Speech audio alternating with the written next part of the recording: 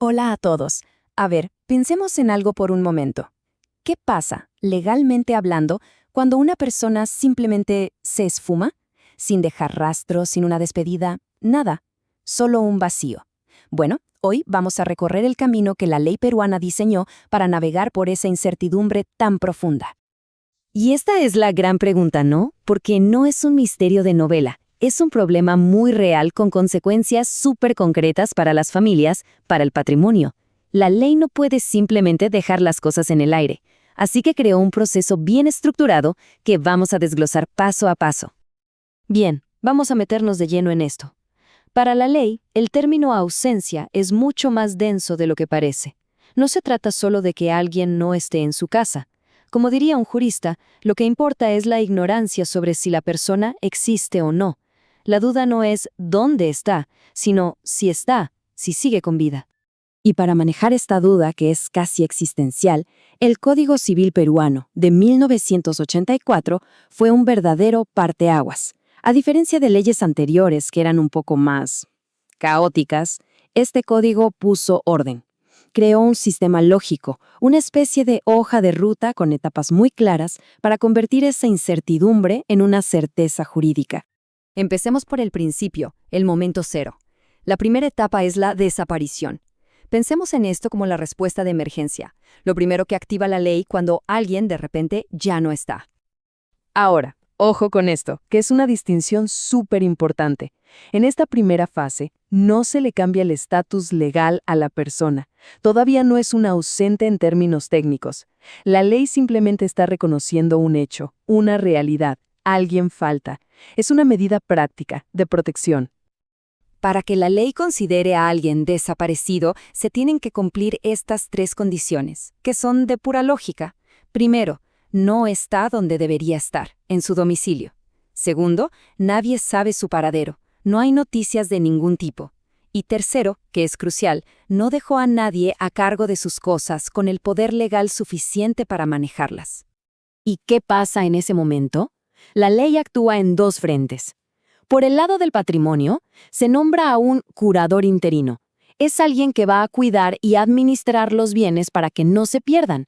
Y por el lado familiar, para que la vida pueda seguir, el cónyuge que sí está presente toma las riendas de la sociedad conyugal.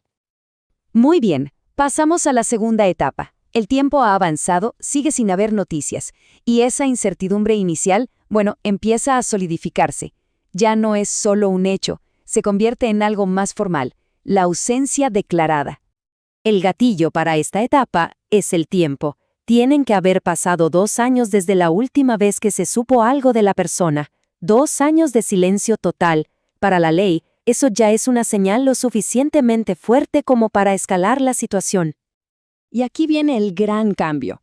Ya interviene un juez y a través de una sentencia declara formalmente la ausencia. La situación pasa de ser un hecho, alguien falta, a ser una situación de derecho. Alguien es legalmente ausente. Y claro, esto trae consecuencias mucho más serias. Fíjense cómo todo se intensifica. En lo patrimonial, los herederos forzosos, como los hijos o el cónyuge, reciben la posesión de los bienes, pero mucho ojo, es temporal. Todavía no son los dueños. Y en lo familiar, el efecto es drástico. El régimen económico del matrimonio, lo que se conoce como sociedad de gananciales, termina. La ley empieza de a poco a separar los caminos. Y llegamos a la etapa final, la más definitiva de todas. Cuando la ausencia se alarga tanto que la probabilidad de que la persona siga con vida es mínima, la ley toma su decisión más trascendental, la declaración de muerte presunta. Aquí vemos que la ley es muy pragmática. Ajusta los plazos según qué tan probable es la muerte. El caso general son 10 años de silencio. Pero si la persona ya era mayor de 80, se reduce a 5. Si desapareció en medio de un desastre como un terremoto o una guerra, bastan 2 años. Y en casos extremos donde es obvio que murió pero no se puede recuperar el cuerpo, la declaración puede ser inmediata. Esta frase lo resume todo a la perfección. Una vez que un juez declara la muerte presunta, para todos los efectos legales, absolutamente todos, es como si se hubiera encontrado el cuerpo y un médico hubiera firmado el certificado de defunción. La presunción se convierte en realidad jurídica. Entonces, el punto final es este. La posesión temporal de los bienes se convierte en propiedad definitiva. Se abre la sucesión, se ejecuta el testamento si existe y la herencia se reparte. Y en el plano familiar, el matrimonio queda disuelto por completo. Esto deja al cónyuge que quedó legalmente libre para volver a casarse si así lo decide. Pero la vida a veces supera cualquier guión. ¿Qué pasa si la presunción de la ley estaba equivocada? ¿Qué ocurre si la persona que fue declarada legalmente muerta, un día, simplemente, toca la puerta?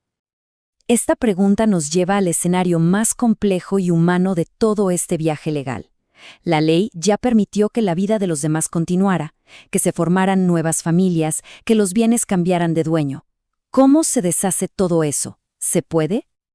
Pues bien, hay un mecanismo para esto. Se llama reconocimiento de existencia. Es un proceso judicial donde la persona prueba que está viva. Y una vez que el juez lo confirma, claro, la declaración de muerte presunta queda anulada. Pero las consecuencias de esa anulación no son como apretar un botón de rebobinar y ya.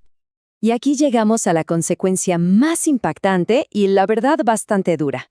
La persona que regresa puede reclamar sus bienes, o lo que quede de ellos, pero hay algo que no puede recuperar: su matrimonio anterior, si su cónyuge ya se casó de nuevo. ¿Y por qué? Porque la ley prioriza la seguridad de esa nueva familia que se formó de buena fe. Ese nuevo matrimonio es totalmente válido. Y así cerramos con esta reflexión. La ley peruana crea un camino lógico para darle un cierre a la incertidumbre, para proteger a los que se quedan. Pero en el caso remotísimo del regreso, esta solución crea un dilema muy profundo.